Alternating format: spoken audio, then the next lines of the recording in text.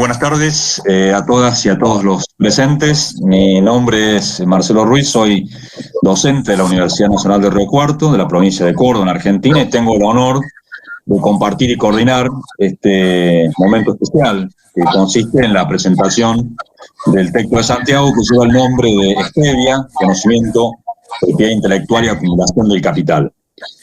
Presentar un libro en contextos de pandemia, como lo plantea el mismo Santiago, urge para comprender la relación entre capitalismo e imperialismo al interior de una totalidad cuya superación nos tiene comprometidos en tanto trabajo colectivo cotidiano. Quiero agregar que esta instancia es el inicio de un ciclo de presentaciones que organizamos desde la Red de Pensamiento Latinoamericano en Ciencia, Tecnología y Sociedad, y que además hoy cuenta para esta actividad con la invitación especial del Movimiento Ciudadano contra el Cambio Climático del Perú. Bueno, la propuesta es que cada presentación no exceda más de 15 minutos, de tal modo de poder contar con un tiempo, con un momento para el debate. Invitamos a ir compartiendo preguntas y opiniones en el chat. Comenzamos con la intervención de Fernanda Beigel. Ella es docente investigadora de la Universidad Nacional de Cuyo y de CONICET de Argentina. Buenas tardes, Fernanda.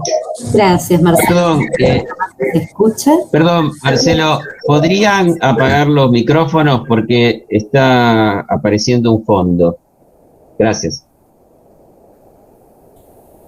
Gracias, solamente haceme si querés así si se escucha bien ahora, porque recién también sentía como unos ruidos. Gracias, perfecto. Les agradezco muchísimo y especialmente, Santiago, a vos por invitarme para presentar este libro que por suerte he recibido en papel, así que también te agradezco muchísimo por eso. Y además de ser un libro de fácil lectura, como dice Mariano en su prólogo, un libro entretenido, un libro que me llama la atención entre muchos otros libros donde hay muchísimos datos empíricos y muchísima presentación de información, pero realmente difícilmente se pueden leer como libro y más bien como un material o como un informe. Este caso es un caso fascinante y que a mí inmediatamente también me trajo a la discusión de lo que, volviendo al prólogo de Mariano, de lo que significa esa idea de la División Internacional del Trabajo Científico, cómo en la mayor parte de las discusiones que tenemos en los estudios críticos sociales de la ciencia aparece esta idea que durante muchísimos años, quizás diría hace unos 10 años ya o un poquito más, trabajé en torno del concepto de dependencia académica y todo ese contexto en el cual contexto intelectual, digo, ¿no? Entonces, en el cual se piensa esa división internacional como una división geográfica, donde hay países entonces que son los productores, países que son los manufactureros, digamos, y los países que son productores de materia prima, en este caso todas las metodologías o las interpretaciones o las derivaciones o las manufacturas de algún conocimiento básico generado en la periferia sería procesado por los centros. Y en ese gran debate, digamos, el concepto de dependencia académica, que en un principio a mí me había parecido mucho más crítico y más posible de trabajarlo en relación con las tradiciones latinoamericanas, aparecía sobre todo en la discusión asiática y africana como un concepto bastante estático, ¿no? En donde por lo general se imaginaba, era muy de largo plazo, aparte siempre, ¿no? Como un imperialismo académico de largas décadas, pero que se aunaba con una discusión bastante retórica, que es en definitiva la discusión de las corrientes decoloniales o poscoloniales, que sostienen que hay una especie de gran construcción de una epistemología dominante en la cual los propios latinoamericanas estaríamos obviamente insertos, y la única forma de salir de ahí, y lo estoy sintetizando brevemente porque no quiero hablar más de 5 o 10 minutos, pero la única forma de salir de ahí sería, por lo tanto, por supuesto, recurriendo al pensamiento indígena, al conocimiento indígena, a las verdaderas tradiciones autóctonas, ¿no? Y en esa gran discusión en donde, por ejemplo, Aníbal Quijano, digo porque aprovecho que te veo, no te conozco, el compañero peruano que está acá, pero yo trabajé durante tantísimos años sobre Mariátegui, es mi prehistoria, así que trabajé muchísimos años sobre Mariátegui y, lógicamente, sobre Quijano. Y Quijano tomó distancia de esas teorías postcoloniales precisamente porque su convicción y su investigación en torno de una idea de la dependencia como una situación histórica y concreta, obviamente le planteaba que no podía existir una tabula rasa donde había que ir para atrás y de pronto ir a encontrar entonces en aquel pensamiento indígena el verdadero conocimiento. Y lo traigo a colación porque durante todos esos años de reflexión sobre el indigenismo que me tocó participar, tuve esta suerte de poder estar trabajando sobre, creo que el primer indigenista que vio los límites de su propio indigenismo, que fue Mariátegui. En todo momento participo de discusiones donde ha tomado, es como si lo tomáramos con un lente súper polifacético el debate, y aún con las mejores representaciones del debate de la colonialidad del poder hoy, sigue manteniendo ese nivel de retórica y por lo tanto en general me resisto muchísimo a todos los planteos que tengan que ver con estas formas de mirar a esa colonialidad del saber como omnipresente, donde nada de lo que se hizo antes valdría la pena, o tendrían que venir, no sé, los del norte a decir cuál de aquellos conocimientos antiguos podemos llegar a rescatar. Entonces, en ese contexto es donde este libro me parece realmente singular. Primero, porque estaría escrito en una suerte de economía política de la ciencia, no dentro de estas simples conceptualizaciones o disquisiciones filosófico-retóricas, a pesar de que vi, Santiago, que tu formación es como filósofo, ¿no? Por lo que vi ahí. Tenés una historia, una impronta histórica muy fuerte y que en esa impronta histórica podemos verdaderamente acceder a la construcción empírica de este itinerario, este camino que recorre esta hierba antiquísima que aparece ahí en estas cordilleras, ya no me acuerdo el nombre de la cordillera paraguaya, y cómo durante todo ese proceso sí aparece efectivamente lo que podemos considerar como lo que los dependentistas consideraron una situación histórico concreta, más que de dependencia, de exacción concreta, ¿no? Y en ese camino es donde me traigo un poco lo del indigenismo, porque está tan presente, es tan actual la discusión, y yo me convertí como en una mariateguiana, a pesar de que no seguí trabajando sobre Mariátegui en los últimos años, siempre que observo este indigenismo y que está presente todavía en muchos de nuestros ambientes intelectuales, me gusta discutirlo. Y este es el libro que precisamente mira un fenómeno concreto como es la exacción o el patentamiento en concreto de estas hierbas que derivaron en la stevia, a través de una mirada empírica histórica y que nos permite comprender verdaderamente un proceso como es el de la exacción de un conocimiento indígena. Entonces quería comentarles la experiencia y la relación que le veo a esta investigación con la ciencia abierta, con la construcción de la recomendación de ciencia abierta de la UNESCO, que es una recomendación que está en pleno proceso, que me tocó participar desde el año pasado. En esa recomendación, que la idea, y por eso creo que este debate, Santiago, está muy vinculado, ojalá puedas muy pronto, no sé si ya lo tenés en mente, traducir este libro, pero creo que necesitamos un libro como este en esta discusión internacional, porque la ciencia abierta se concibe, es un movimiento, está en formación, está en construcción, pero se concibe como algo polifacético, no es solo el acceso abierto, es en los datos abiertos.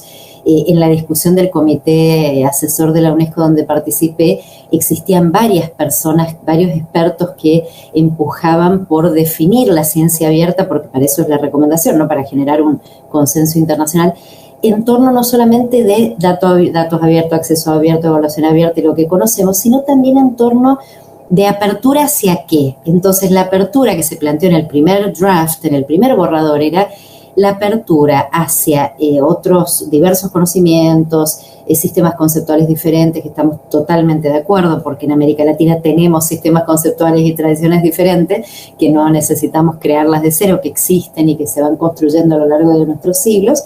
Pero por el otro lado, la otra parte de la apertura en ese texto era la apertura al conocimiento indígena. Entonces estaba explícitamente puesto como un movimiento que debía tener una apertura al conocimiento indígena. Yo di un debate que no pudo, digamos, terminar de saldarse y que como esto era una construcción, ahí quedó, fue el primer draft.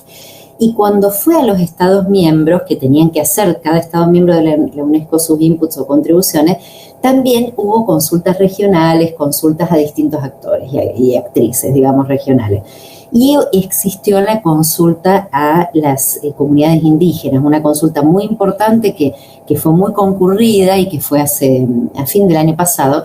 Y bueno, como siempre pasa y como ha pasado en América Latina, fue el movimiento indígena el que le puso el límite a la recomendación. Por eso ustedes van a ver que ahora en el texto no hay una doble apertura al conocimiento indígena y a los sistemas conceptuales. En realidad lo que hay es, por supuesto, apertura a la diversidad de conocimientos, pero la principal razón por la que estas comunidades indígenas sostenían que la ciencia abierta no debía precisamente plantearse como un movimiento que pudiera contener o abrirse al conocimiento indígena era para preservar precisamente sus conocimientos y el ámbito comunitario de esos conocimientos. Así que me pareció interesante y creo que es un debate en el que vos, Santiago, tenés que participar de manera activa. Ojalá este texto pueda tener una traducción pronta y podamos encontrarlo en esa arena y en ese debate que todavía hasta fin de año está bastante activo.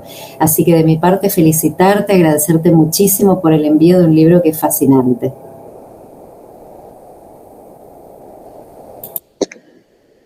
Bien, gracias Fernanda, interesante las miradas, tu intervención, muchas gracias. Bueno, invitamos a Alicia Mazzarini. Alicia es una compañera, una amiga de larga data, ella participa de la Unión de Científicos Comprometidos con la Sociedad y la Naturaleza en América Latina. Muy buenas tardes y gracias. Buenas tardes a todos. No, gracias por la invitación, por convocarme a participar en esta presentación.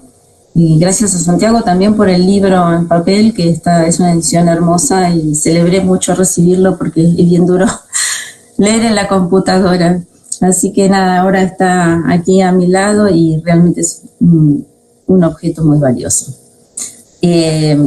También coincido con lo que recién planteaba Fernanda, que fue muy agradable la lectura del libro, muy atrapante. Y en ese sentido felicitarte porque el resultado de tu investigación ha dado lugar a un libro muy atractivo, del que realmente me interesó mucho ese abordaje multidimensional, complejo, no lineal del tema, que ilustra detalladamente cómo un bien común de la naturaleza, una planta, se constituye como una mercancía global. Un tema relevante para nuestra región latinoamericana que puede aplicarse a una diversidad de casos característicos de esta nueva etapa extractivista del capitalismo globalizado en su nueva ola de acumulación por despojo. Partiendo del caso particular de Stevia, el libro explora y recorre la problemática de manera integral en clave del pensamiento latinoamericano en ciencia, tecnología y sociedad. Y digo en esa clave porque Santiago asume el desafío de la complejidad desde un enfoque sistémico, reconociendo y jerarquizando niveles, atendiendo a sus diferentes lógicas y dando cuenta de sus interconexiones a la manera de Rolando García. Y porque al mismo tiempo el enfoque interdisciplinar remite a un modelo de cómo hacer ciencia focalizándose en torno a problemáticas a la manera de Barsasky, articulando distintos marcos disciplinares, sus bordes, sus articulaciones, la historia, la epistemología, la economía, la biología, el campo de los estudios CTS y sus interconexiones están presentes oportunamente a lo largo del libro para dar cuenta de una trama que sostiene las reflexiones, las conclusiones y las preguntas a las que arriba la investigación. Yo destaco un aspecto muy poco frecuente en la investigación académica, que es la presencia explícita de una postura ideológica, política y ética, que orientan la reflexión de Santiago en torno a la problemática.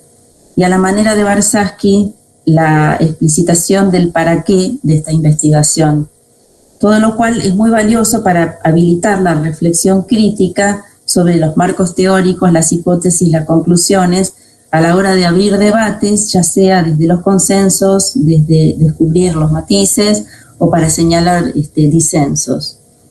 Especialmente interesante me pareció en el análisis de este caso la visibilización de los sutiles y variados procesos que intervienen en la apropiación por parte de grupos de poder del mercado global de los conocimientos locales, tanto de aquellos que son patrimonio de las comunidades originarias como en algún sentido los que son construidos por instituciones científicas periféricas. Y muy iluminador en este caso es la caracterización del rol de la ciencia. Me interesó mucho eso, el rol que juega en particular la tecnociencia, a la que este libro define como un modo de producción de conocimientos fuertemente regulados por centros capitalistas industriales, que coadyuvó a través de una política presuntamente neutral basada en la libertad de investigación a la mercantilización de la naturaleza y los conocimientos, profundizando las desigualdades globales. Y en ese sentido, digamos, esta manera de presentar a la ciencia en esta trama contribuye a problematizar conceptos de neutralidad, de objetividad y las relaciones centro-periferia en el ámbito de la producción de los conocimientos científicos. Un debate sumamente relevante que necesitamos fogonear al seno de la comunidad científica. En el recorrido es muy rico, me resultó muy atractivo el análisis de la figura de Bertoni, el primer científico que nombra y describe la planta en el lenguaje de la ciencia y en idioma europeo, y que de ese modo da comienzo a un proceso irreversible que deviene en la mercantilización de stevia. Como propone Foucault en Las palabras y las cosas, o Mary Louise Pratt en Ojos imperiales, la primera operación para garantizar la apropiación es renombrar, como si aquello que se nombra usando el sistema de la ciencia occidental no tuviera historia ni territorio. Se advierte así que la ciencia es una pieza clave en el proceso de apropiación y mercantilización, tanto de los bienes naturales y materiales de los pueblos originarios, como de aquellos saberes cultural y territorialmente construidos por cientos de generaciones, mediante un proceso extractivo que se cristaliza en la privatización del conocimiento y la mercantilización de la vida a través de patentes. En este caso, partiendo de esta primera intervención irreversible de la ciencia periférica y luego de la ciencia central, y a través de diversas operaciones y mediaciones de apropiación que se describen muy detalladamente, una planta sagrada, medicinal, valorada y cuidada por las comunidades guaraníes que habitan en su hábitat endémico, se convierte en una mercancía global altamente tecnificada. Y aquí, además de la ciencia, se explora minuciosamente la compleja trama de actores en la que intervienen mediadores, intermediarios y apropiadores. Queda pendiente, sin embargo, el desafío de indagar con mayor profundidad la circulación de los conocimientos ancestrales y colectivos de las comunidades guaraníes en su contexto histórico, territorial, cultural y en sus percepciones actuales. Y para ello no será suficiente con la interdisciplina. Santiago hace referencia a la negación de los saberes de los pueblos originarios. Es aquello que Boaventura Sousa Santos ha dado en llamar el pensamiento abismal. De este lado del abismo, los saberes occidentales, la ciencia, el derecho. Del otro lado, el abismo, el desierto, la ignorancia. Este andamiaje es en buena parte el que sustenta el despojo. Y las ciencias en toda su diversidad no alcanzan para tender un puente que permita superar ese abismo. Se requiere entonces que intentemos lo que Sousa Santos ha denominado diálogo o ecología de saberes, para construir un nuevo tipo de conocimiento más plural, más diverso, más complejo. El libro indaga con detalle y rigurosidad documental los roles, las lógicas y las interacciones entre los diversos actores. Pero los pueblos guaraníes involucrados no se expresan mediante documentos escritos, ya que se trata de culturas orales, como bien expone Santiago. Para completar la mirada coral que asume esta investigación, sus voces podrían ser una pieza muy valiosa. Ello especialmente para poder reflexionar sobre aspectos tales como el derecho al resarcimiento, que de acuerdo con ciertas normativas internacionales podrían reclamar los pueblos productores de conocimientos tradicionales.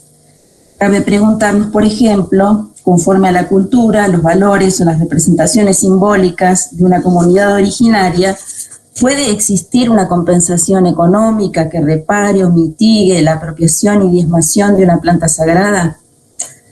En el mismo sentido, y ampliando la trama de actores, será interesante seguir analizando cómo se expresa actualmente la tensión entre los pueblos originarios que habitan la región de origen de la hierba dulce, los pequeños productores agroecológicos, los emprendimientos paraguayos de monocultivo industrial de stevia y las corporaciones multinacionales, que hoy recurren a una nueva herramienta de la tecnociencia para fabricar los compuestos de la stevia mediante biología sintética, sin cultivo de la planta, sin agricultores.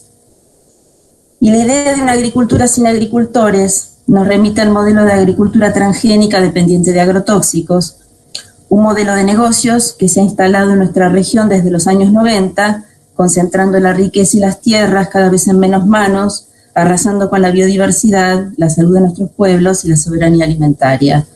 Un modelo basado en la apropiación mediante patentes de semillas que son el resultado del trabajo de cientos de generaciones de agricultores, semillas que son patrimonio colectivo de nuestros pueblos. La tecnociencia de mercado es sin duda una poderosa herramienta que sostiene y expande este sistema de explotación del capitalismo global.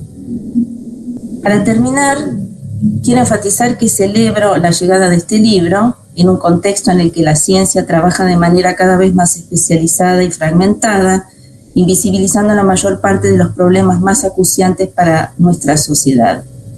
Además de la riqueza per se que contiene el libro, en tanto abordaje integrador atípico, resulta muy iluminador para reflexionar sobre las relaciones entre conocimiento y capitalismo en nuestro contexto latinoamericano, invitando a pensar de manera situada desde nuestros territorios, con cabeza propia, como propone Santiago, tanto en lo que hace al cómo, al para qué y al para quién hacemos ciencias, y en un sentido más amplio a los propósitos y sentidos de las políticas en ciencia y tecnología en nuestra región. Muchas gracias, Santiago, por invitarme a participar de esta presentación y disfruté mucho de tu libro. Muchas gracias, Alicia. Invitamos a Antonio Zambrano, comentarles que Antonio participa en el movimiento ciudadano contra el cambio climático del Perú, actualmente está en Perú. Gracias, Antonio. Adelante. Gracias, Marcelo, y en realidad muchas gracias a todos ustedes por la invitación. Esta reunión me parece muy agradable, pero además siempre el diálogo con compañeros de nuestra América me parece una experiencia bonita y enriquecedora. Y yo quería empezar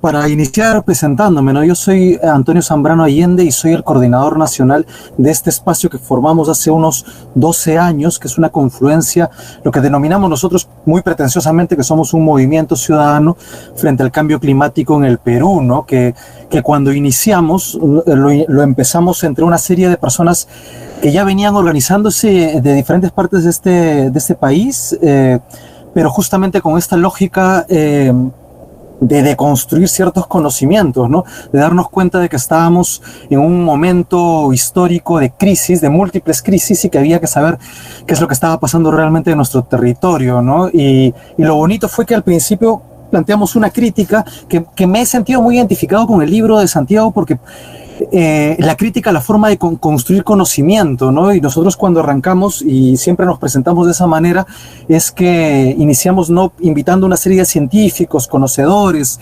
sabios que nos iluminen con su luz, sino fuimos directamente a hablar con los pueblos originarios. Muchos de nosotros éramos o veníamos desde nuestros mismos pueblos originarios a preguntarnos o plantearnos algunas preguntas claves que se supone que teníamos que haber identificado de alguna manera, ¿no? Y nos dimos cuenta que cuando nos preguntábamos qué cosa era el cambio climático, las respuestas salían de las formas más interesantes que había, ¿no? Y yo creo que hace 12 años que vengo compartiendo la misma anécdota, era que hicimos audiencias regionales climáticas, ¿no? Y los mismos pueblos originarios empezaron a hacer sus propias audiencias, ¿no? Y en una de ellas sale en el Cusco, justamente en Anta, muy cerca de donde viene mi familia, un comunero que era uno de los organizadores, nos viene y nos dice, bueno, siempre repito esta anécdota, pero hay anécdotas parecidas en todo el país, y nos decía, para nosotros el cambio climático es una ranita, y nosotros decíamos, bueno, ¿cómo así? Pues, ¿no? Qué chévere, pero ¿qué significa esto, no?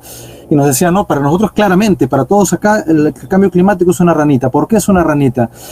Porque esta ranita, y obviamente tiene un nombre quechua, bien bonito además, nos decía, cuando aparece esta ranita normalmente tiene que aparecer previo a la temporada de lluvias. y cuando aparece nosotros sabemos cuándo va a llover, dónde va a llover, a qué altura va a llover, y a partir de eso sabemos qué vamos a plantar, dónde vamos a plantar, e incluso cuándo vamos a poder cosechar y cómo van a ser las cosechas. Obviamente, cuando nos fuimos invitando poco a poco a la academia, ya nos fueron brindando elementos y terminología mucho más bonita, entre comillas, aduciendo que estos eran obviamente bioindicadores y elementos que dentro de la ciencia dura se pueden identificar en los textos de biología, entre muchísimas otras cosas. Entonces la construcción de un movimiento que plantea la edificación de un edificio de conocimiento nacional, territorial, localizado, territorializado, tiene que ser a partir de una crítica de lo que nosotros entendemos epistemológicamente como el saber, de dónde parte, etcétera, que me parece que justamente el libro, a partir de algo tan maravilloso como una plantita rara, identificada en un territorio raro, para nosotros, por supuesto, tan distantes, y del otro lado de los Andes, como para nosotros es el Paraguay, resulta interesante, pero al mismo tiempo el relato que nos hace Santiago en el libro no solo es interesante, sino es encantador, porque logra jalar desde una pita lo que parece un cuento, ¿no? Yo al principio decía, yo siento que estoy entrando a un libro de Bolaños, pero en vez de ser un detective salvaje, no estoy buscando a alguien, sino estoy buscando a algo, ¿no? Y no sabía qué era ese algo, pero al final el protagonista es el conocimiento, ¿no? Pero no es un conocimiento etéreo, un conocimiento de la planta en sí misma, sino es algo que nos remite a una comunidad, a un territorio, ¿no? Finalmente, para nosotros, desde el MOSIC, lo entendemos o lo intentamos entender, siempre decimos que somos muy pretenciosos en nuestras aproximaciones, lo intentamos entender de esa manera, ¿no? Que el cambio climático, que las crisis actuales son crisis de territorio, es decir, de cómo nuestras sociedades intentan construir sobre un espacio geográfico, sobre aquellos que respiramos, con lo que vivimos, de lo que comemos, de lo que llamamos cultura, sociedad, economía, etcétera, un entendimiento de las cosas y situarnos a partir de eso y avanzar para intentar construir algo que entendemos que puede ser mejor para la mayoría, o por lo menos o nuestra pretensión de que sea para todos, ¿no? Yo conocí esta idea y le preguntaba a Santiago hace un rato, que me parece que fue el 2013, la idea del libro, la idea de la investigación original, en un momento en que estábamos en plena construcción de nuestro movimiento acá en Perú, pero yo venía desde mucho más antes, desde los movimientos de software libre, de conocimiento libre, e intentaba conjugar permanentemente la idea de construir un conocimiento de base con levantar estructuras de conocimiento abierto, libre, en la medida en que aquello que se crea a partir de eso sea igualmente libre, ¿no? Y me parece que la ruta que nos brinda la historia, que nos plantea el relato, que nos estructura el libro, de alguna forma, ¿no? Yo no digo que sea necesariamente la pretensión del libro, pero yo he querido leerla con ese lente, porque me ha recordado mucho ese momento en el que estábamos luchando porque todo sea abierto, un conocimiento accesible y para la gente, ¿no? En ese sentido, es interesante que una plantita tan chiquita, algo que finalmente pueda engañar la lengua, por decirlo de alguna manera, y hacernos pensar que no estamos consumiendo azúcar, sino consumiendo algo un poquito más sano, termine interpretándonos la realidad colectiva, la realidad del capitalismo y cómo se ha estructurado en capas hasta llegarnos a este punto en el que es difícil separar el valor del conocimiento con el valor de una planta en una estructura comercial global, ¿no? En ese sentido, cuando mencionaban las compañeras previamente la construcción de una ecología de saberes, es lo que nosotros llamamos también un pensamiento ecosistémico, ¿no? Es decir, no impedir la simplificación del conocimiento a partir de del alejamiento o del aislamiento de una academia que pretende estrictamente buscar de qué forma podemos publicar en una revista científica y de qué forma podemos hacernos ver para algún país de habla inglesa o algún país europeo, ¿no? Yo pienso que el aporte original, y por eso me encantó que justamente se planteara dentro del mismo libro que hay una versión portuguesa, hay una versión que se vuelca para entender un poquito más y ampliar el conocimiento dentro de nuestra América, esa pretensión, ¿no? Yo pienso que el libro no solamente es pretencioso, sino nos aproxima a un conocimiento cierto, un conocimiento nuestro, que es algo que definitivamente hay que agradecer. Hay tan poquito de esto, nosotros nos pasamos intentando hacer una aproximación, un entendimiento entre el saber popular, con el que permanentemente estamos en relación con lo que produce las Naciones Unidas alrededor de lo que es el cambio climático. Como ustedes deben saber, yo siempre pienso que ya todos saben mucho de Perú, pero me sorprendo cuando a veces ni los peruanos sabemos gran cosa sobre nuestros territorios, pero acá tenemos 84 de los ciento y pico de los microclimas del mundo, ¿no? En este pequeño espacio que es la octava parte de lo que es Brasil, acá tenemos 70% de todos los climas del planeta, 55 pueblos indígenas, 51 en la Amazonía, 4 en los Andes, 48 idiomas. Entonces cada pequeño espacio geográfico uno sale de un lado para otro. En Lima mismo puede salir del nivel del mar y llegar hasta los 2.500 metros de altura y encontrar una monstruosidad de tipos, de formas de vida. Y bueno, nos encontramos que acá tenemos una Comisión Nacional contra la Biopiratería, porque acá se ha intentado llevarse históricamente en una cantidad increíble de conocimientos. Y voy cerrando con esto, mencionar que no es casual que justamente durante la pandemia, en el momento en el que nosotros estamos diciendo, uy, qué interesante que estamos pudiendo hacer una crítica colectiva y profunda a la extracción de hidrocarburos, a la emisión de gases de efecto invernadero e ir un poco más allá en la lucha climática, al mismo tiempo ha sido el año con mayor emisión, uno de los más calientes de la historia de la humanidad, y sobre el tema de la biopiratería ha sido un año pico en el intento de patentar productos o de hacer biopiratería de productos nacionales peruanos, ¿no? Y es bien interesante porque justamente a partir del libro, las últimas semanas, me ha picado el bichito de la curiosidad y empezó a explorar. Y el año pasado ha habido un 75% de crecimiento del intento de biopiratería en el mundo solamente de productos piratas, o sea, en función del 2019, ¿no? Es decir, la crisis, dentro de la crisis que estamos viviendo en este momento,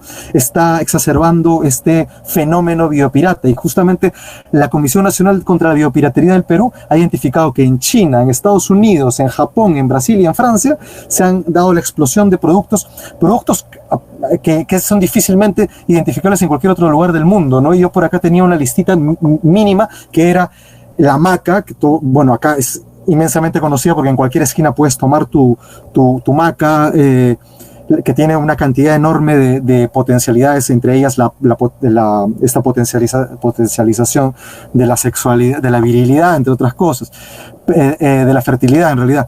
Pero la maca, el camu camu, el maíz morado, el sacha inchi, la sangre de grado, una serie de productos que acá históricamente jamás se han pensado que se pueda biopiratear, está en este momento ya en diferentes grados de exigencia del Estado peruano para que se reconozcan, ¿no? Y ojo que incluso en Argentina, en Canadá, en Uruguay, en México y en Chile hay otros productos peruanos que se están intentando patentar. Entonces, este es un tema que está necesariamente a la orden del día y que tiene que entrar en debate con lo que significa el respeto al conocimiento ancestral, pero también a la territorialidad de ese conocimiento, ¿no? y a lo que signifique esto para el futuro de nuestros territorios. Yo agradezco mucho, yo creo que me he pasado ya el tiempo largamente, pero agradezco a Santiago en particular y a este espacio y que felizmente logramos mantener o seguir construyendo esto dentro de nuestra patria grande, ¿no? Gracias Marcelo, gracias Santiago. Bueno, muchas gracias Antonio. Bueno, gracias a los tres, a Fernanda, Alicia, Antonio. En verdad, ya una rica trama de interpelación que, bueno, convoca a mapear otras relaciones entre ciencia, tecnología, sujetos y territorios, tal como como lo plantea Santiago en su texto. Bueno, gracias, Santiago, muchas gracias por la invitación y adelante. Bueno, ante todo, muchas gracias, ¿no? Gracias, Fernanda, gracias, Alicia, Antonio, Marcelo, gracias a los compañeros y compañeras que están presentes, Tomás, que está grabando la conversación. Y escuchándolos y escuchándolas, me veo tentado a sencillamente llamarme al silencio y dar paso a los comentarios e interrogantes, ¿no? Realmente disfruté muchísimo. Me siento muy satisfecho en lo personal, pero sobre todo muy entusiasmado con los caminos y reflexiones que está abriendo el libro, ¿no? Cada presentación que hemos hecho, esta es la tercera, tuve la oportunidad de presentarlo en Paraguay la semana pasada, y fue muy interesante, y una primera presentación ya hace un par de semanas, y cada presentación va por un camino distinto, y eso realmente me entusiasma mucho, porque de alguna manera quiere decir que el libro se excedió de las pretensiones originales que tenía, ¿no? Que era un libro fundamentalmente de economía política, de reflexión sobre la producción del valor. Fíjense que nadie acá habló de producción de valor y todo un debate que hay en el libro, ¿no? Y que sin embargo en la primera presentación se llevó casi todo el encuentro, ¿no? Así que eso me entusiasma mucho. Eso en primer lugar. En segundo lugar, quizás retome algunas cosas que han comentado. Alicia recuperó la figura de Rolando García y la dimensión del pensamiento complejo que él propone. Y te comento que tomé contacto con su visión del pensamiento complejo después de escribir el libro. No conocía ese marco teórico, conocía por supuesto a Rolando García, soy conocedor del pensamiento latinoamericano en ciencia y tecnología, pero nunca había estudiado su obra de la década del 80, 90 en adelante.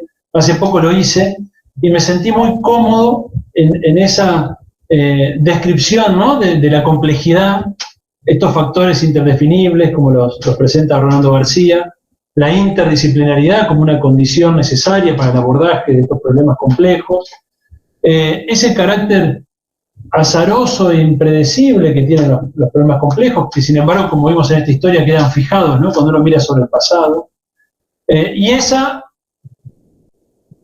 vinculación entre hechos y valores, ¿no? Entre ciencia y política, ¿no? Ustedes saben que Rolando García propone el concepto de marco epistémico, que supone necesariamente el cruce entre ética, política y visión del mundo, ¿no? Es decir, la visión del mundo está permanentemente atravesada por eso, la formulación de preguntas y problemas de investigación está atravesada por eso, y la neutralidad y objetividad quedan sujetos al marco epistémico de donde se piensa. Así que realmente me hizo muy bien escuchar esa recuperación de Rolando García, y creo que el libro se inscribe en esa tradición, aunque fue escrito sin conocerla, ¿no? Y la recuperación de Fernanda sobre Mariátegui y Aníbal Quijano, pero particularmente la figura de Mariátegui, también me resulta muy movilizadora. Bueno, con Antonio fuimos a visitar la tumba de Mariátegui en Lima, tengo el recuerdo muy presente, y salir y recorrer esas barriadas pobres de Lima, ¿no? Que rodean el cementerio. Y sin dudas, la sombra de Mariátegui merodea este libro también, ¿no?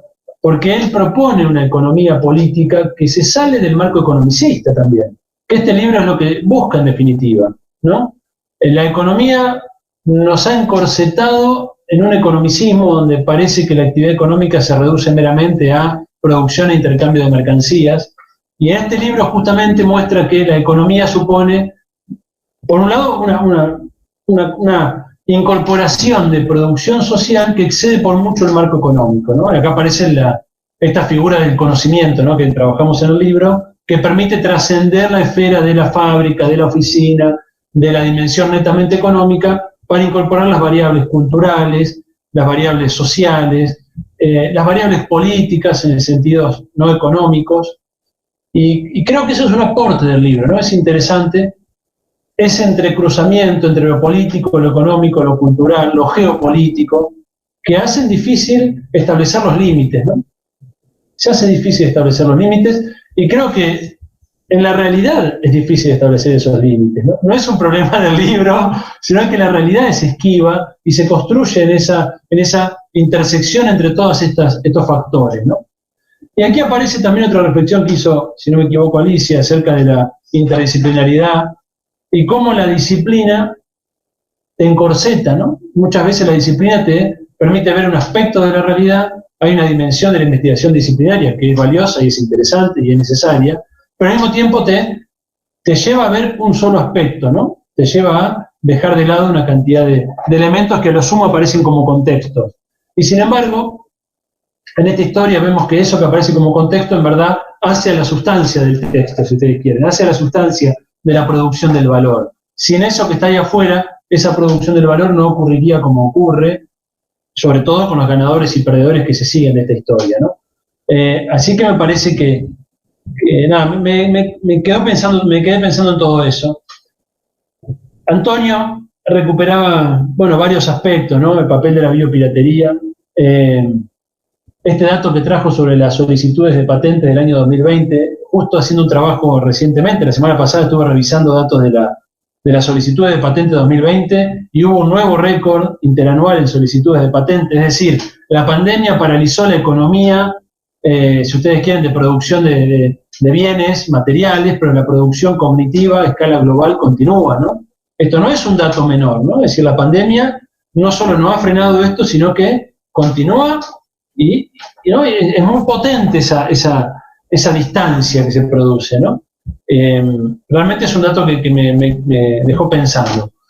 Y Antonio recuperaba el papel, de alguna manera, de los anónimos en la producción del conocimiento, ¿no? Esos que no figuran en los manuales. Ahí también estaba el concepto de colonialidad lingüística y epistémica, el concepto de pensamiento abismal que trajo Alicia también.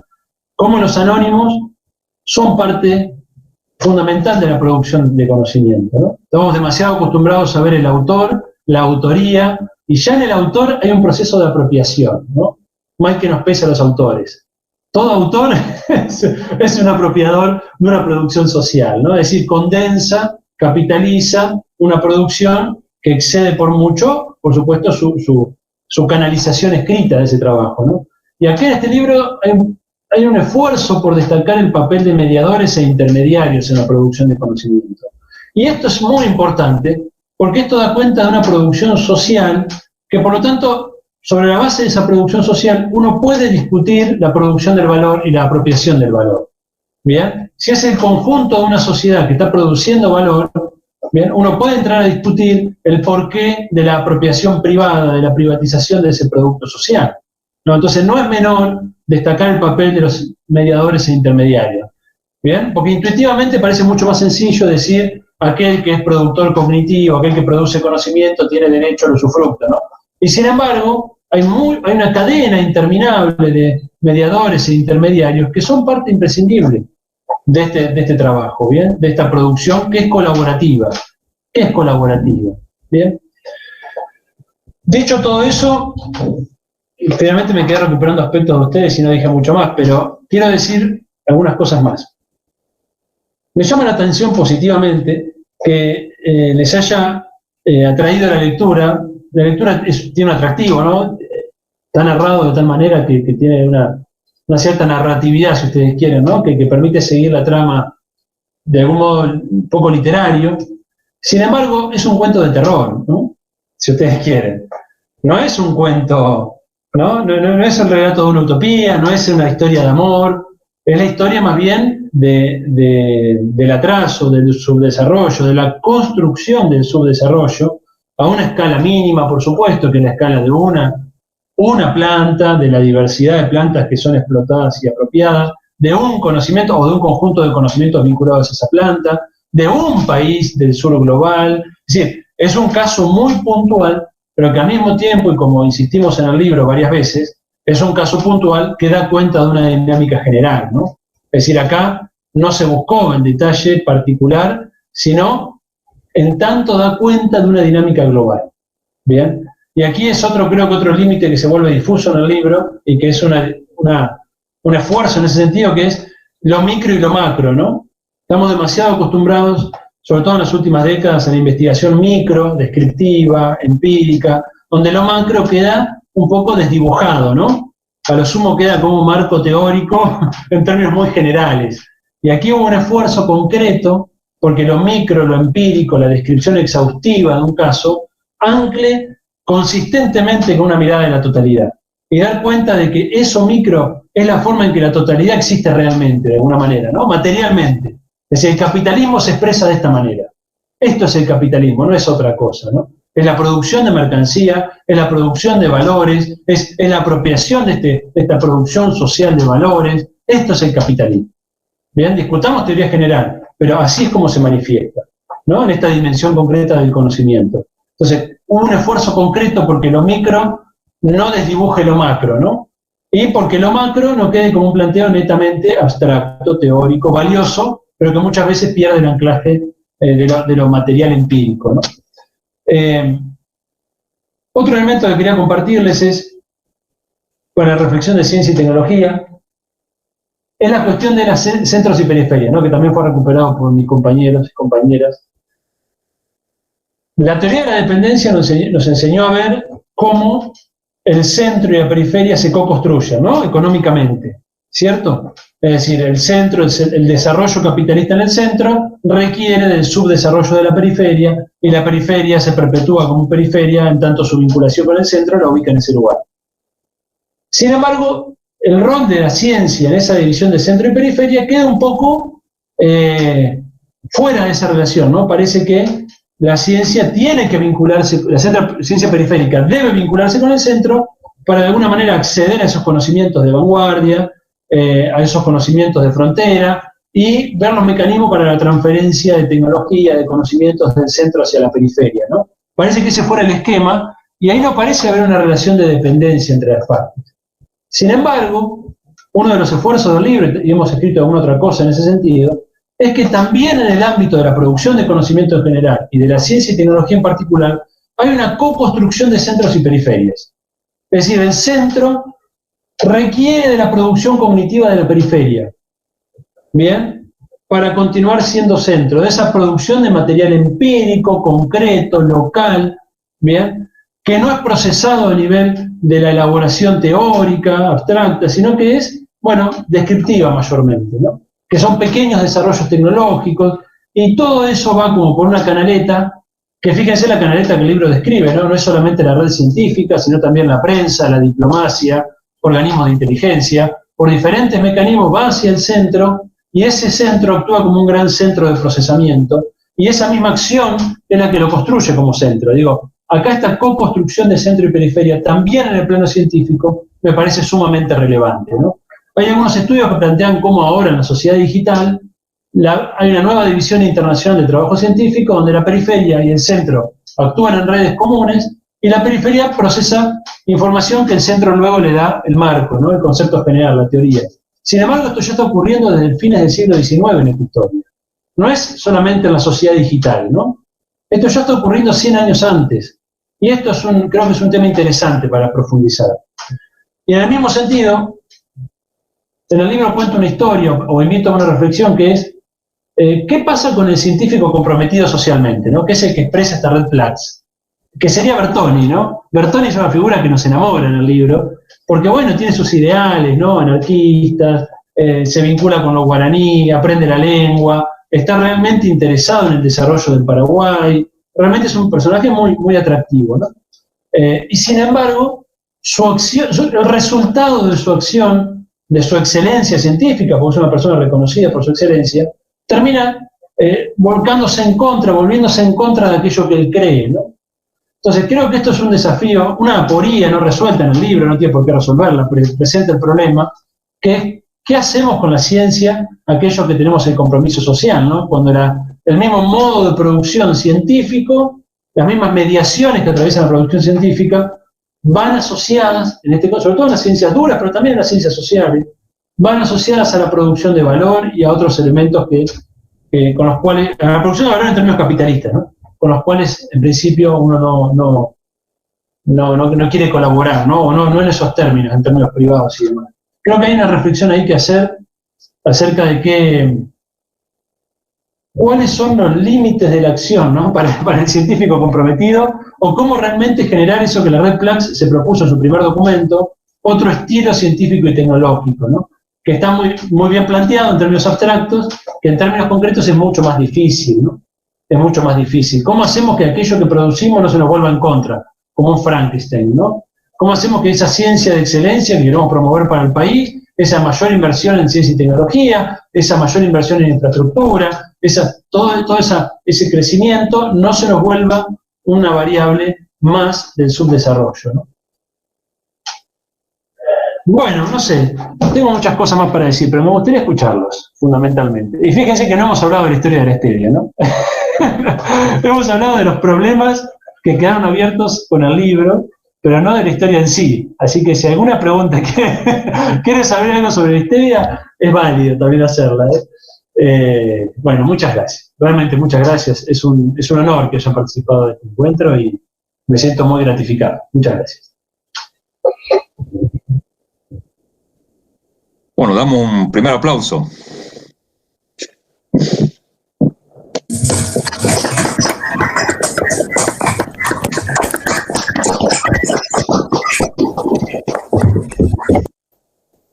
Bueno, yo voy a iniciar con una pregunta. Primero con una observación.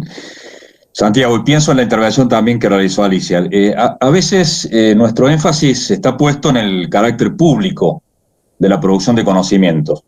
Y entonces, pero en esa enfática es que ubica solo al Estado y a las instituciones y a veces desdibujamos los territorios y los sujetos. Entonces te pregunto, en el contexto de esta presentación y del libro, por supuesto, ¿cómo pensás la relación entre subjetividad y territorios? O sea, ¿cómo pensás la verdad construida en términos de dinámica colectiva, pero con anclaje territorial? Creo que el texto habla de eso, y mucho, ¿no?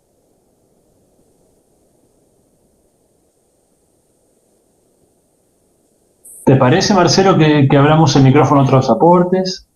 Que juntemos Sí, varias preguntas y comentarios. Está abierto el chat y la intervención.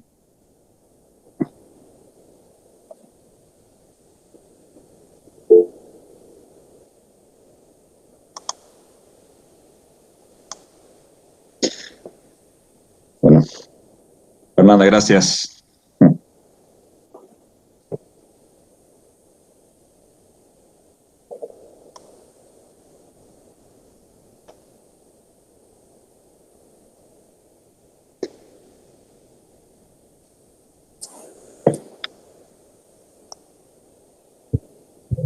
Si querés te respondo, Marcelo, mientras alguien más va pensando algún comentario, bueno, lo vamos viendo. Interesante lo que planteás, ¿no? Primero hay un debate ahí acerca de lo público, ¿no? ¿Lo público es el Estado o está lo público no estatal, ¿no? Que es ahí todo un debate que se abrió en las últimas décadas ya en la economía, ¿no? Los bienes comunes no necesariamente suponen lo estatal, ¿no? Esto, por supuesto, fue uno de los caballitos de batalla de modelos neoliberales, pero también fue recuperado desde pensamientos heterodoxos en economía, y creo que en buena hora, ¿no? Porque efectivamente, para comunidades como los pueblos indígenas, claramente, en la mayoría de los casos, los estados no son representación de sus intereses, ¿no? Son las excepciones en la historia, en la cual los estados son portavoces legítimos de los intereses de los indígenas. Mayormente lo que aparece es el Estado asociado al mercado y al capital en la explotación de los indígenas, ¿no? Y esto no es un elemento actual, esto es histórico, ¿no? Es decir, el Estado tiene una matriz colonial en ese sentido, de larga duración. Eso por un lado, ¿no? Por otro lado, me cuesta separar Estado e instituciones de territorios y sujetos, ¿no? Porque hay una co-construcción ahí muy clara, ¿no? Es decir, por lo menos los espacios que habitamos, los que estamos aquí presentes, distinto sería si estuviéramos charlando específicamente sobre poblaciones indígenas, con cierto control del territorio, con cierta institucionalidad alternativa, que ocurre en cada vez menos circunstancias, pero que todavía ocurre en algunos contextos, en el Amazonas o en algunos contextos, incluso en Argentina, en el Chaco, etc. Eso es una realidad. Pero los que estamos aquí presentes no estamos en esa realidad, estamos en el ámbito de un territorio fuertemente regulado por el Estado, de instituciones absolutamente reguladas por el Estado y de subjetividades que son producto de esas instituciones y de esas normas explícitas e implícitas. Entonces me cuesta un poco hacer esa separación, si bien analíticamente la podemos hacer, ¿no? Ahí hay un concepto que trabajamos en el libro, vos todavía no has tenido oportunidad de leerlo, Marcelo, ya te va a llegar, espero que en breve, el libro en papel. Ahí trabajamos la idea del análisis materialista del conocimiento. Bien, el conocimiento ha sido analizado, aún por los abordajes de la sociología del conocimiento, bien, ha sido analizado en términos idealistas. Esta es una lectura crítica de la sociología, de los estudios sociales de la ciencia, de los estudios sociales de la tecnología. Se ven los factores materiales que están en la base de la producción del conocimiento, pero el conocimiento en sí no se lo ve materialmente. Bien, en los estudios, desde las matrices marxistas hasta las matrices constructivistas, ¿no? más postmodernas, no aparece la materialidad del conocimiento. Nosotros acá hacemos una lectura materialista del conocimiento. El conocimiento siempre está asentado en un soporte material. Bien, ese soporte material puede ser subjetivo, la cabeza de nosotros, bien, puede ser objetivo, la objetivación de un conocimiento, sea en un texto, en una imagen, codificación, o en un instrumental, en un bien manufacturado, eso es conocimiento objetivado, ¿bien? Hay conocimientos biológicos y posbiológicos que tienen que ver con la transformación de la información genética de un organismo, bien, etcétera, etcétera. Y finalmente conocimientos intersubjetivos, que son aquellos que aparecen en la interacción social de los sujetos, ¿bien? Que no puedo verlo en un sujeto individualmente, requiero de la interacción. Por ejemplo, los conocimientos lingüísticos, conocimientos normativos, conocimientos de reconocimiento mutuo, bien, hay una serie de conocimientos en este sentido. Entonces, ese factor conocimiento siempre tiene un anclaje material en nuestro enfoque teórico. Y esto de alguna manera lo ilumina la dinámica actual del capitalismo, la que nos permite ver eso. ¿Por qué? Porque la propiedad intelectual transformó todas estas formas de conocimiento en conocimiento pasible de ser titularizado. De alguna manera, el capitalismo contemporáneo nos enseñó a entender el conocimiento materialmente, ¿no? Porque ellos digo, la lógica capitalista, el devenir capitalista, nos enseñó que hay conocimiento, por ejemplo, en una planta que puede ser titularizado, ¿cierto? Con un derecho de obtentor sobre una especie vegetal, o con una patente de invención, bien, sobre determinado evento biotecnológico, ¿cierto? Y hay elementos de conocimiento intersubjetivo que pueden ser patentados. Y hay elementos de conocimiento objetivo, por supuesto, que pueden ser patentados o protegidos bajo otra forma de derecho de propiedad intelectual. Entonces, esa variable de conocimiento nos permite, creo que a vos, Marcelo, te puede interesar en este sentido, como clave analítica, moverte en el plano de las regulaciones del Estado, de las instituciones, e ir hacia el sujeto, el territorio, la intersubjetividad. Es decir, es una categoría que es, en definitiva, la que a mí me permite construir la investigación. Cuando Antonio dice con mucha razón, ¿no? Es como un espectro que se mueve en el libro, no el conocimiento. Pero, sin embargo, ese espectro es material. Yo siempre insisto con eso. Se expresa materialmente. Y esa materialidad es la que está sujeta a regulaciones. Entonces, ese concepto de conocimiento materialista a mí me permitió construir una historia que, si no, se vuelve difusa. Parece que son cosas distintas, ¿no? Los indígenas en la cordillera de Mambay y los japoneses patentando el conocimiento. Parecen cosas distintas, eventos distintos. Y, sin embargo, siguiendo materialmente el conocimiento, uno puede construir esa historia. Entonces, este es un libro profundamente materialista. Bien, en términos analíticos, estamos hablando, ¿no? No en términos filosóficos de concepción acerca de lo trascendente, ese es otro debate. En términos de análisis social, análisis económico, es un libro estrictamente materialista, ¿bien? Y esa materialidad es la que te permite ese movimiento entre lo micro y lo macro, entre el Estado, las regulaciones, la economía, la cultura, los valores, los lenguajes. Fíjense cómo todo queda anidado, ¿no? No sé si, Marcelo, si te respondí. Sí, clarísimo, Santiago, muy claro. Y yo tengo a partir de eso una pregunta también que me estaba olvidando, que la tenía durante la lectura, y es que quisiera escuchar un poquito más porque recuperando este tema del software libre y lo que veíamos, lo que les comentaba hace un rato, ellos inventaron una cosa bien interesante para mantener obligatoriamente la libertad y la libertad del conocimiento, porque crearon esta cuestión de las licencias GPL o la licencia de código abierto, es decir, la gente que crea, por ejemplo, los software dentro de Linux, que yo siempre uso esto, nunca uso ni Windows ni Mac, todo aquel que quiere utilizarlo lo puede utilizar libremente, pero la producción de lo nuevo que cree necesariamente va a tener que salir con la misma licencia.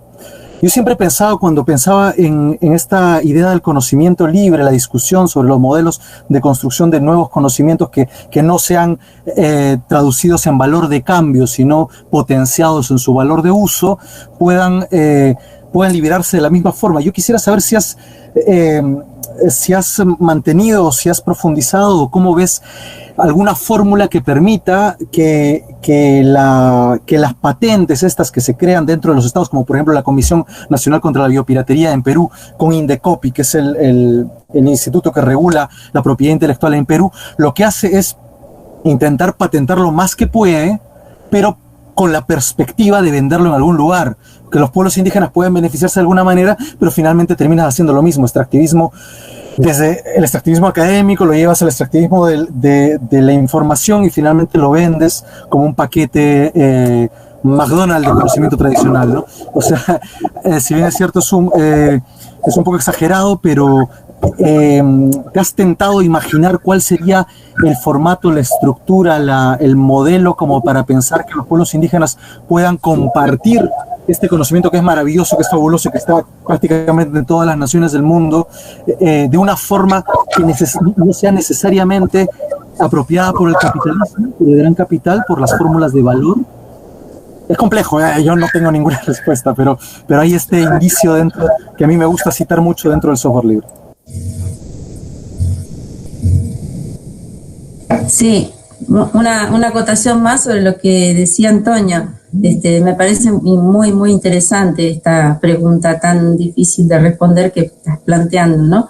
Y me parece que, bueno, cuando se habla del patentamiento, queda bastante clara la diferencia entre lo estatal y lo público, ¿no? El patentamiento siempre va a ser una forma de apropiación y privatización del conocimiento, así sea a nombre de un Estado.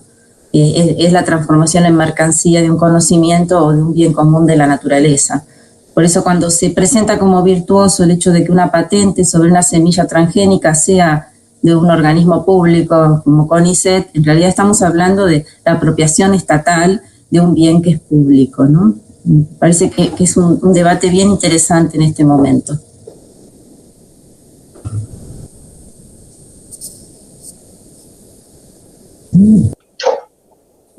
Fuiste al meollo, Antonio, ¿no? De un debate muy difícil. Justo se dio en la charla con la gente de Paraguay, porque efectivamente los pueblos que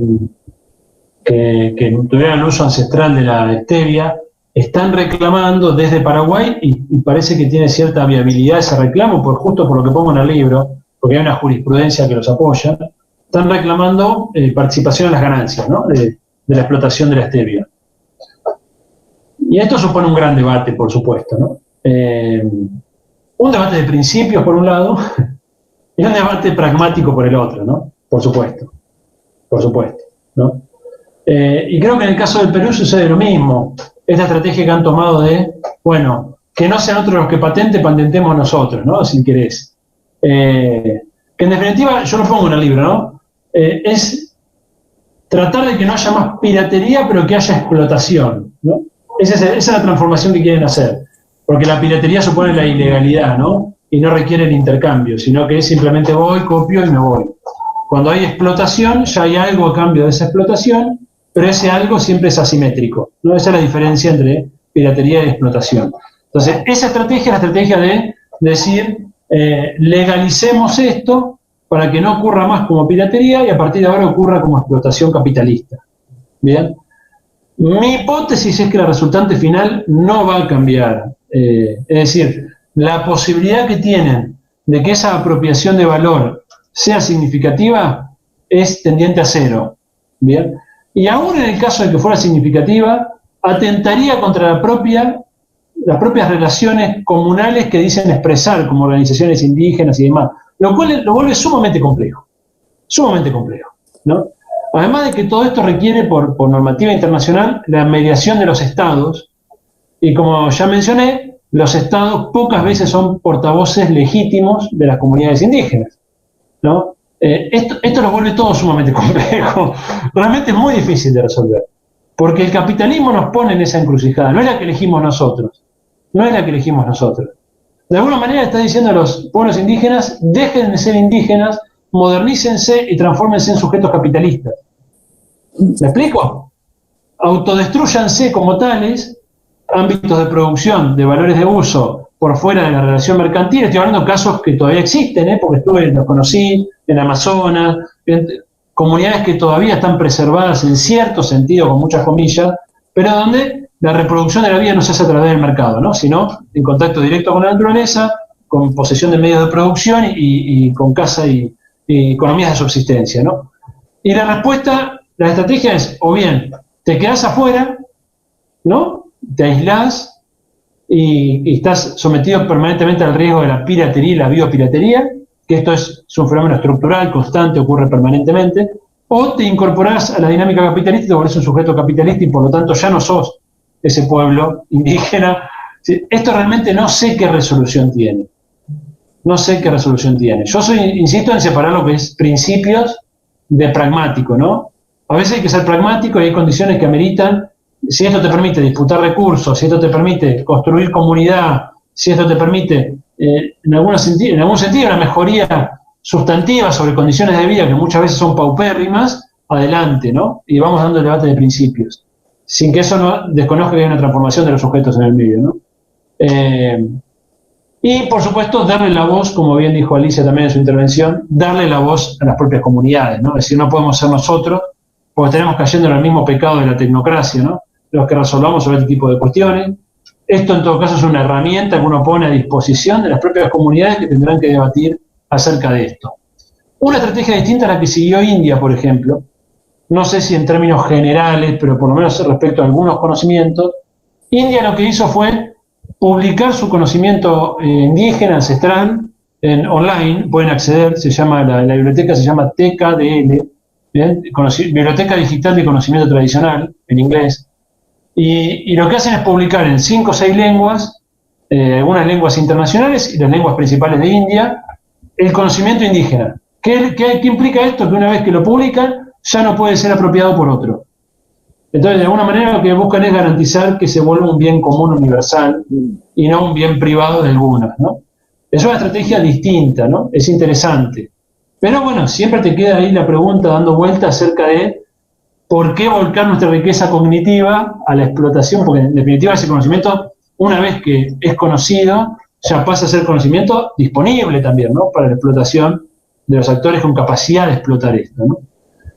Realmente no sé si hay respuesta. El camino del software libre es un camino que fue muy interesante en la capacidad de construir normativas de nuevo tipo, porque todo este debate se condensa en qué tipo de normativas, de regulaciones construimos. Todo este debate se condensa ahí. ¿Bien? Es decir, cuando atacamos las regulaciones existentes, muchas veces no somos capaces de proponer regulaciones alternativas. No lo somos. Fíjense en este caso, ¿no? Que estábamos hablando. Nos oponemos a la biopiratería. Bueno, ¿qué queremos? ¿Ser nosotros los que explotemos ese conocimiento? ¿Queremos quedar fuera de la dinámica? ¿No? Entonces no tenemos la respuesta. Y sin embargo, tener la capacidad de construir esa regulación alternativa es clave. Es clave. Ahí el libro queda a mitad de camino, ¿no? Tampoco tiene por qué dar las respuestas, pero si ustedes quieren es un libro de análisis y no de propuesta. Le falta la propuesta. Bien, bueno, perdón la extensión, pero pareció muy interesante la reflexión.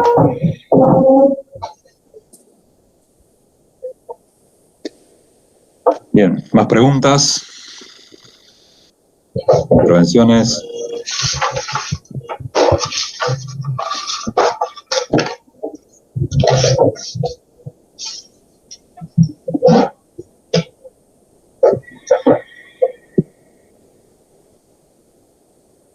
Bien, Santiago.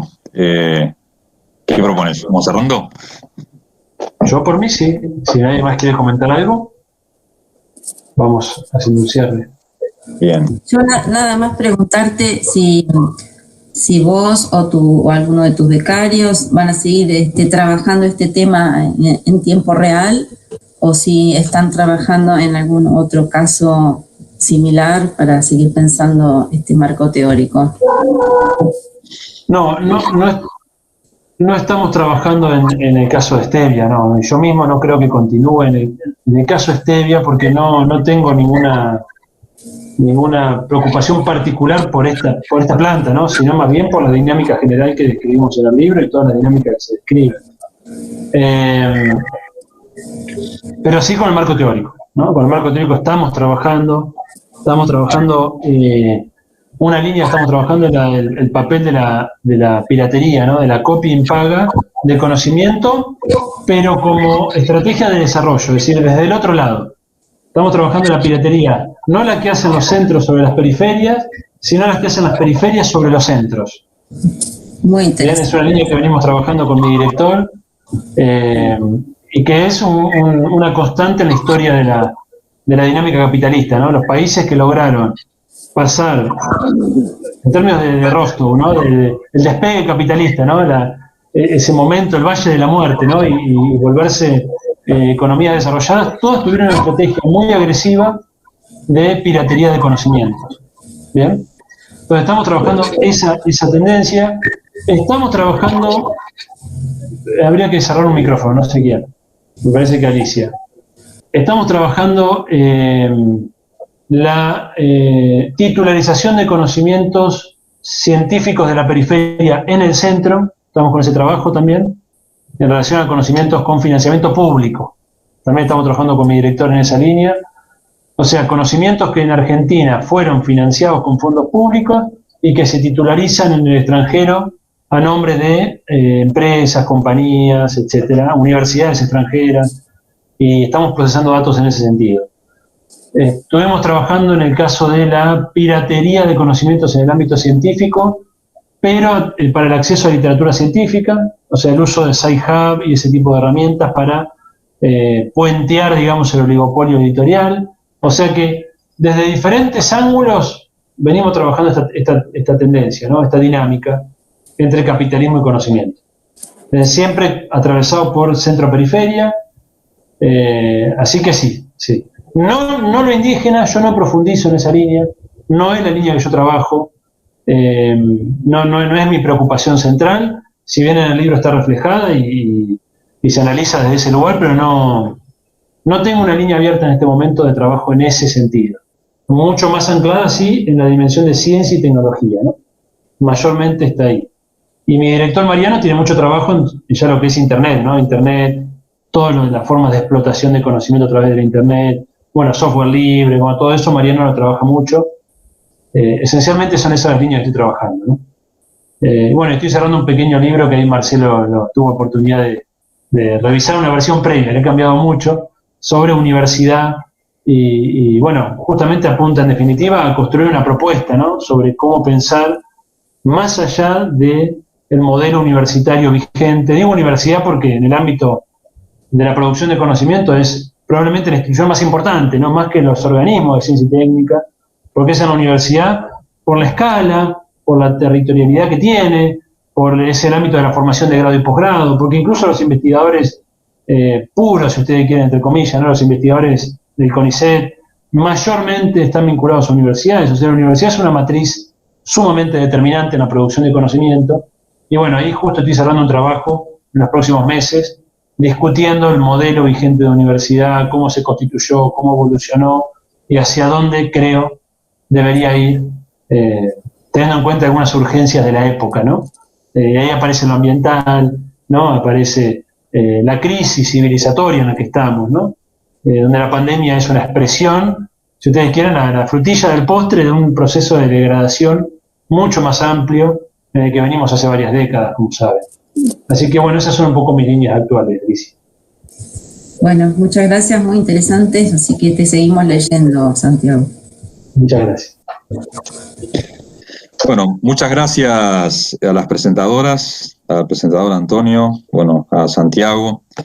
Le damos las gracias desde la Red Plact a todas y a todos los participantes. Y antes de cerrar, queremos anunciar que se van a desarrollar 2 presentaciones de 2 textos de autores que participan de la red.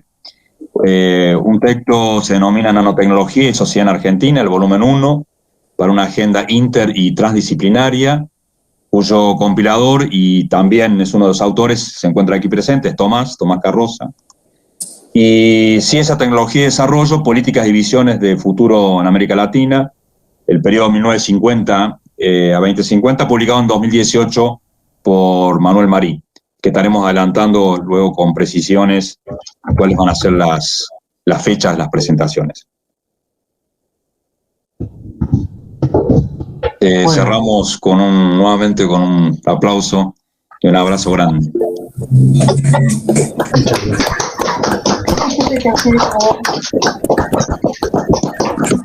Gracias a todos, hasta luego. Muchas gracias.